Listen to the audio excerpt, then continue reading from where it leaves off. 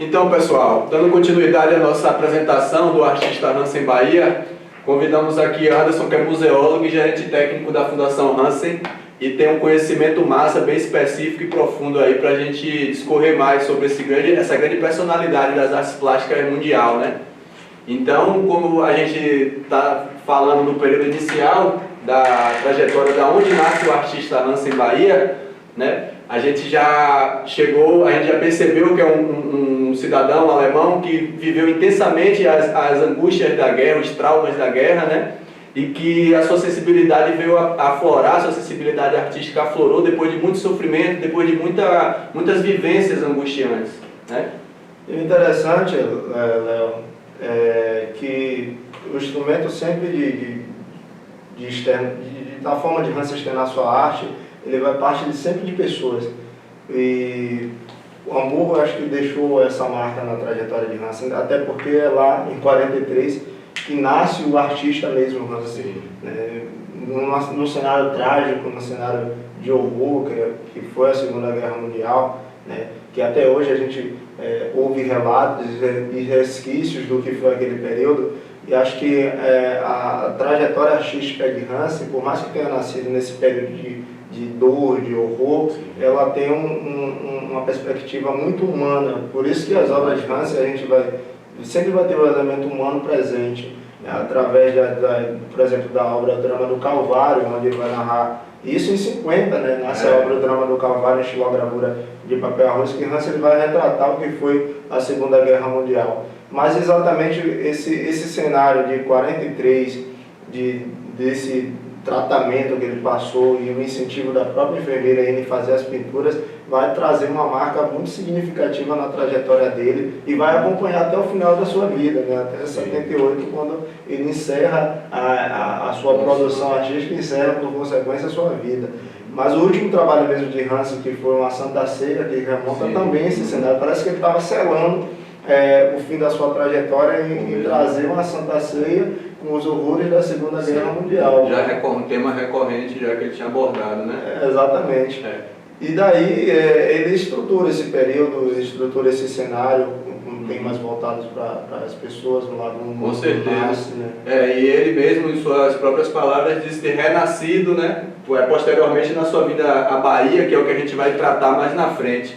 Mas isso mostra justamente essa ruptura com esse primeiro momento inicial, que era de um lugar na Europa, né, um contexto também de guerra, e de uma perspectiva também alemã, ou seja, nazista, né? Então, assim, ele sai de um campo completamente visto como desumano, né, que é aquela extrema-direita, aquele radicalismo, aquele puritanismo que ele fazia parte, concordando ou não, por ser daquele país, e dessa perspectiva ele passa para o oposto, vamos dizer assim, quando ele se torna mais humanitário, né? Se torna mais profundo o olhar artístico e a sensibilidade humana dele.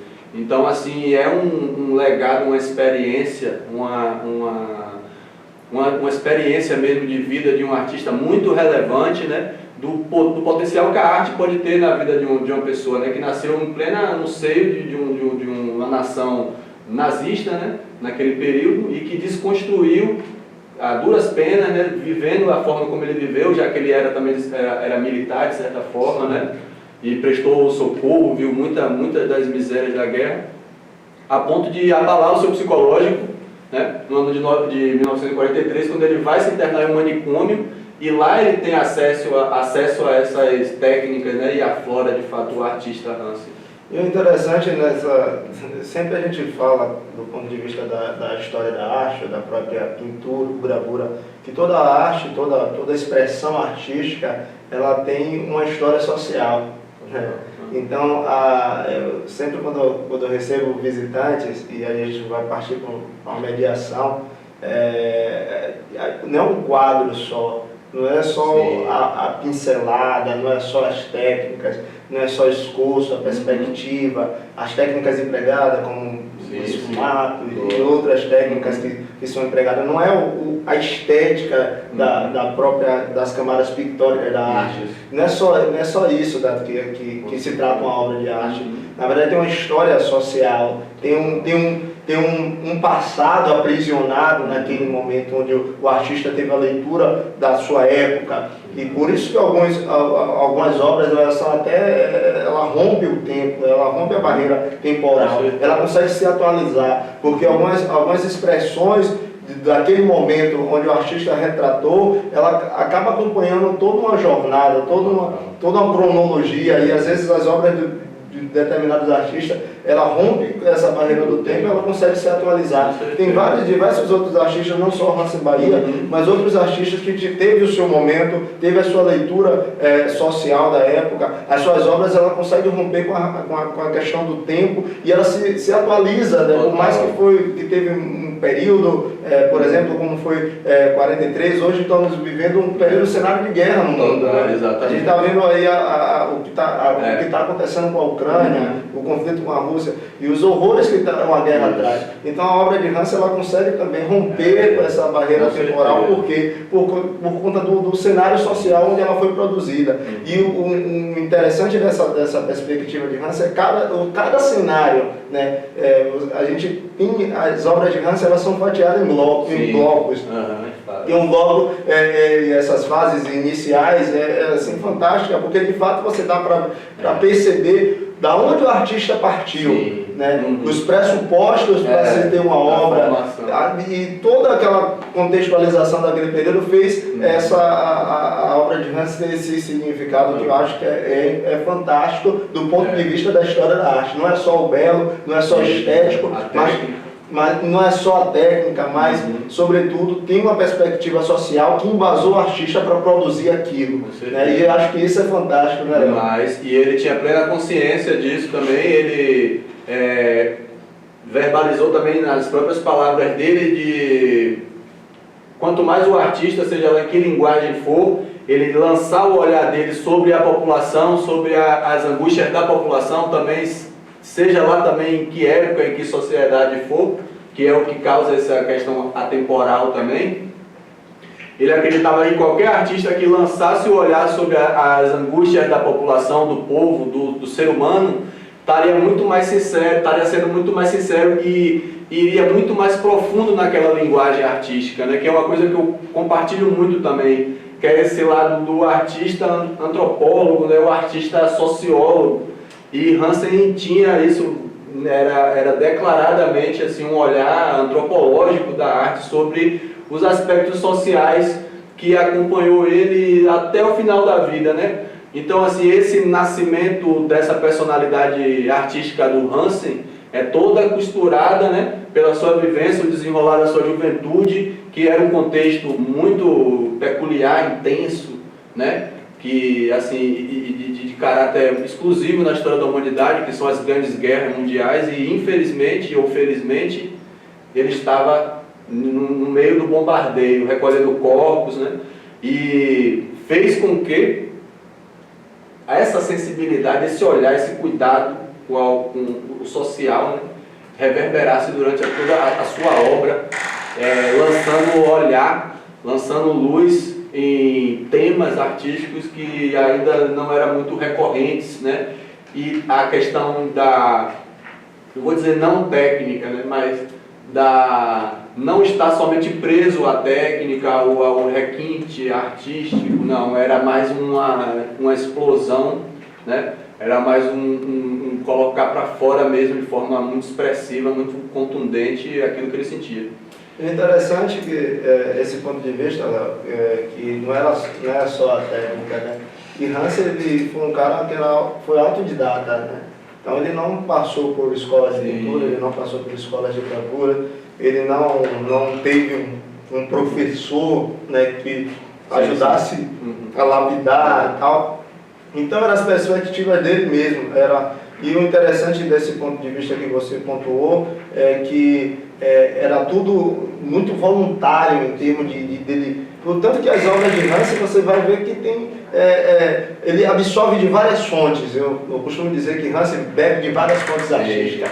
Salvador Dalí, Albert Dürer, Di Cavalcanti e outros. E ele, por exemplo, naquele período, né, quando entre 43 e 50, quando o Hans ele vai chegar no Brasil, ele vai lançar um livro, que é o primeiro livro de cunho artístico, que é O Encontro com a Arte. E o interessante é que, de fato, foi o primeiro encontro que Hansen teve com a arte para ele produzir algumas experimentações do olhar do artista, mas do ponto de vista da técnica. Mas ele já estava produzindo, né?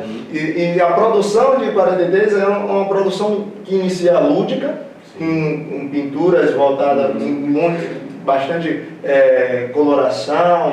Que era para contrapor ao cenário de melancólico, né, triste que a época trazia. E aí, ao mesmo tempo, nesse período de 43, ele tem um drama que ele retrata. Ele ilustra um Hamburgo bombardeado.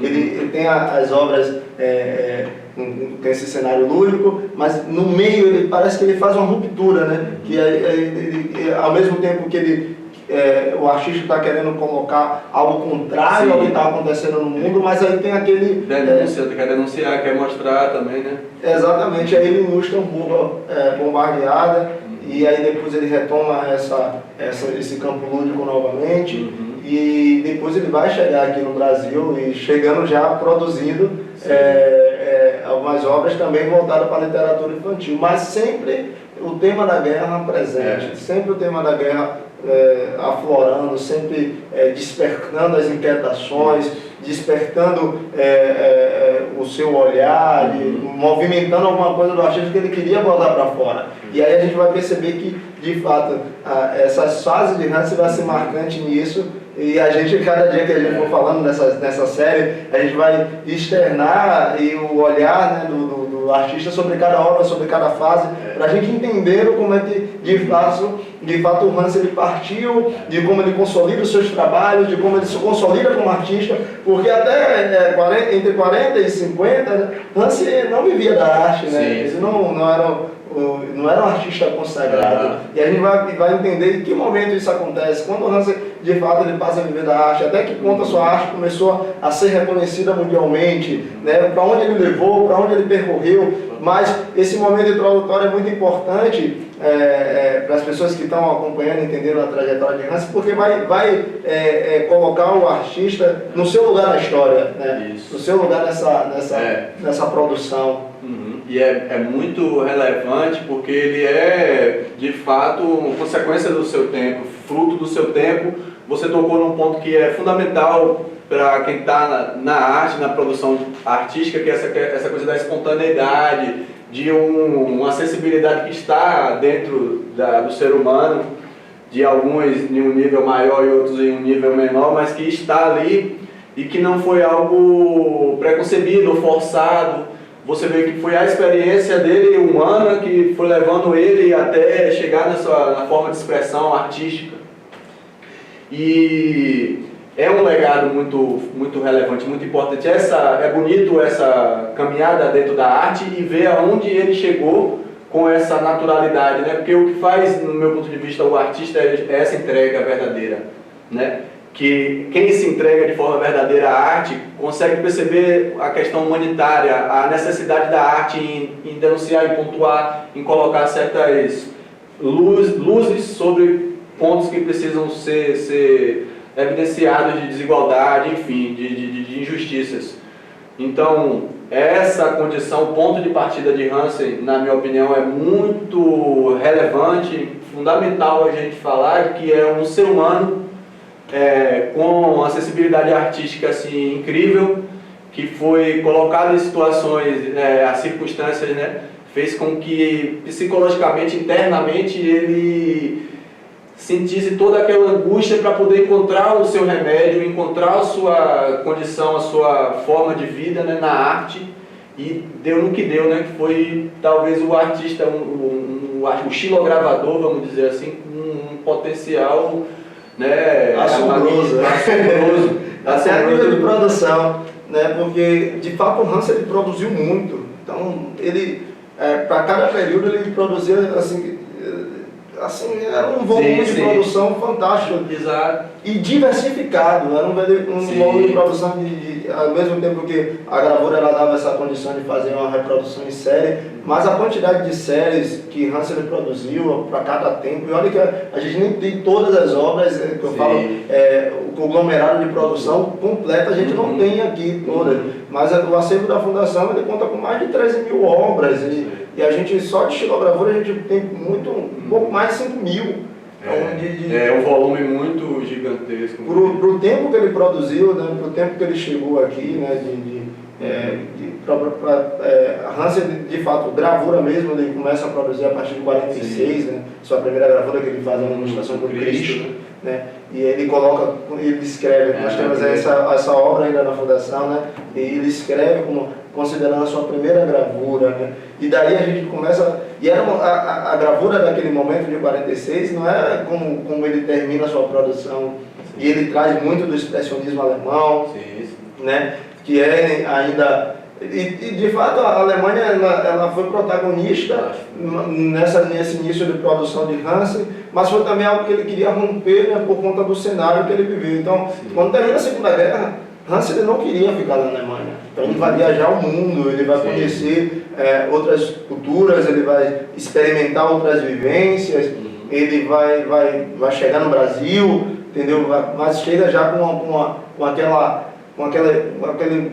aquela bagagem cultural, né, da onde ele já estava viajando. Que é de grande importância, de grande legado às artes, né, no mundial. A Alemanha é berço de uma corrente artística muito forte, né, o próprio expressionismo mesmo alemão.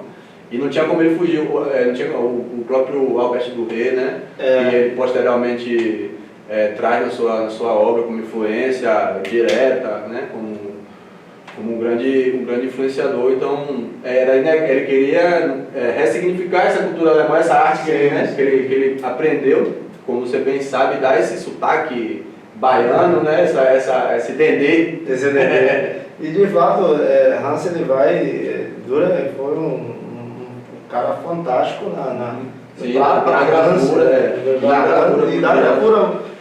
As gravuras dele, eu olho, tem um monte de coisas. Se a gente for fazer um estudo, né, da arte, para uma gravura de Dürer, você tem um elemento para você fazer TCC, para você fazer um mestrado, em uma obra só, dissertação, doutorado, e você não esgota. Porque se a gente for utilizar os métodos da história da arte de Panofsky, de fazer a iconologia, iconografia de uma obra. Assim como o drama do Calvário também, né? Todas aquelas e aí você vai pegar esse caldeirão, né, de Dürer e vai trazer para a xilogravura esse monte de elementos de uma xilogravura. A história, o drama do Calvário é isso. Você tem um quadro, você tem 14 quadros do drama do Calvário. Vou pegar da década de 73, né, quando o Hansen produziu em pintura a óleo. Você está lá exposto na casa e você tem lá elementos para você trabalhar uma vida e você não consegue esgotar tudo aquilo que o artista queria dizer. Subentende-se, né, 1 milhão de coisas, né, tem muitas informações, muitos componentes.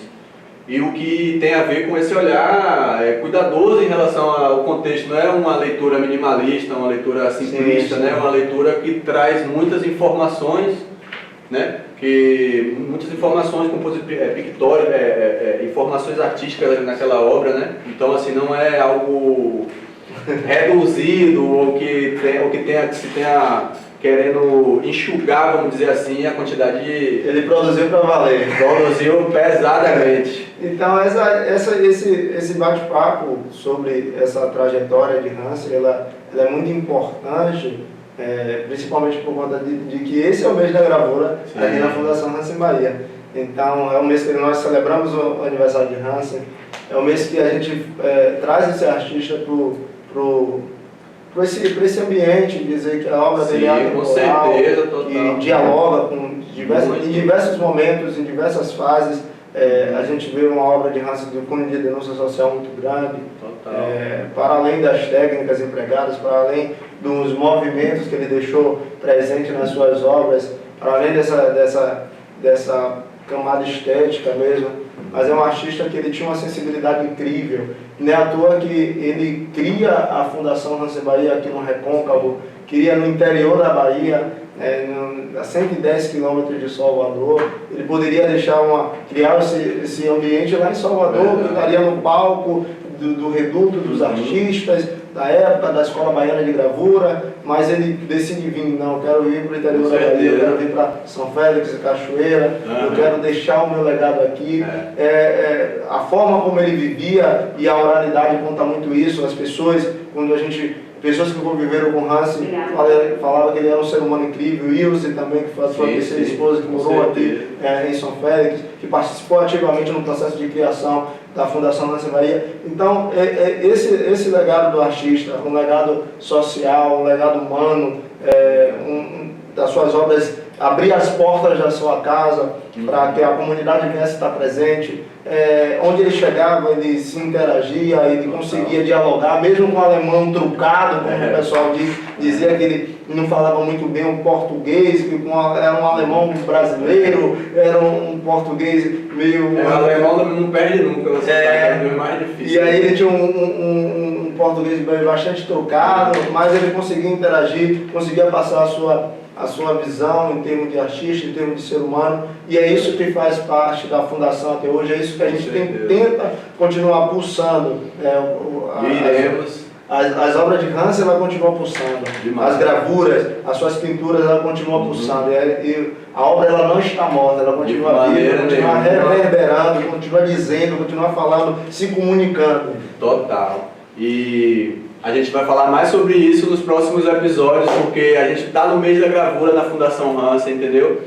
Hansen Bahia vai fazer aniversário agora dia 19 de abril, né? Faria aniversário agora dia 19 de abril. A gente vai abordar esses pontos ainda, vai destrinchar, falar mais sobre cada etapa de Hansen Bahia, trazendo desde já a importância de perceber esse artista, né? Por mais que venha de um outro país, ele era um artista também sem fronteiras, sem nacionalidade, era muito a ligação com o humano.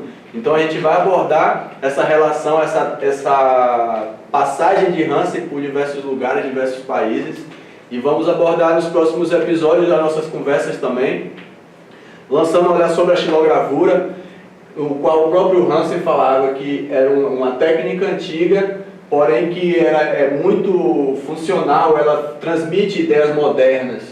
E eu acredito muito nisso. A gravura ela é milenar, mas ela é uma forma muito acessível, é uma forma muito revolucionária, próxima da gente comunicar nossa arte atual. E isso é uma concepção de Hansen também. Então lançar esse olhar sobre esse artista é para nós um grande papel, de grande relevância, e é o que a gente vai se propor a fazer ao longo desse mês de abril, beleza? Então a gente convida vocês todos aí a participar, acompanhar essa história e produzir gravura com a gente também, entender um pouquinho do que é essa arte, né, tão abençoada que está aqui no Recôncavo da Bahia, na Fundação Hansen, entendeu? De forma muito viva, e a gente leva super a sério. Então toma aí, valeu Anderson. Valeu. Só agradeço, meu irmão. Nos acompanhem nas redes sociais, nas páginas da Fundação, e curtam esse mês da gravura. Abraço.